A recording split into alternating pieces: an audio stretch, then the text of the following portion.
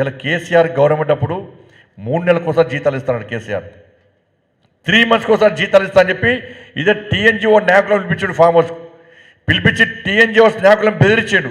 మీరందరూ పోవాలి, జీతాలు ఇచ్చే పరిస్థితి తెలంగాణ రాష్ట్రంలో లేదు.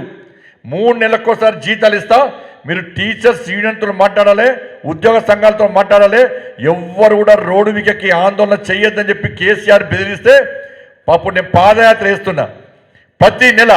ప్రతి నెల వారాన్ని ఫస్ట్ 15th లోపల కేసీఆర్ 15th అయితే డేట్ ఇవ్వాల, నువ్వు జీతాలు లేకుంటే నీ ఫామ్ హౌస్ వచ్చి నీ గల్లబట్టి బయటికి గుంజుకొస్తామని చెప్పి ఆ రోజు వార్నింగ్ ఇస్తే తప్ప 15th లోపల జీతాలు రాలే.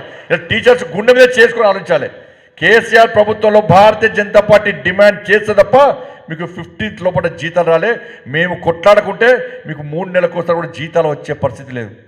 ఇలా డిఏల కోసం మనం కొట్లాడుతున్నాం, పిఆర్సీ కోసం మనం కొట్లాడాం, లాస్ట్కు స్కావెంజర్ లేకుండా మనం కొట్లాడాం, చాక్ పీస్లకు పైసలు లేకుండా కొట్లాడింది మనం, మీకు ప్రమోషన్ కోసం కొట్లాడింది మనం. ఇలా కాంగ్రెస్ పార్టీ ఏ రోజు కొట్లాడే, బీఆర్ఎస్ పార్టీ కొట్టింది మనల్ని. కాబట్టి ఎవరికి కొట్టాడే, ఎవరికి ఓటాడి అడిగే హక్కు ఎవరికి ఉందని టీచర్స్ కేవలం మనకి తప్ప వేరే ఏ పార్టీకి ఓటాడి హక్కు లేదు.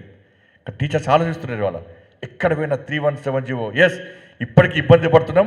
మా కోసం కొట్లాడిన భారతీయ జనతా పార్టీకి మాత్రమే ఓట్లు ఇస్తాం తప్ప వేరే పార్టీకి ఓటు వేయమని చెప్పి ఆ టీచర్లు కరాకరి చెప్తున్నారు.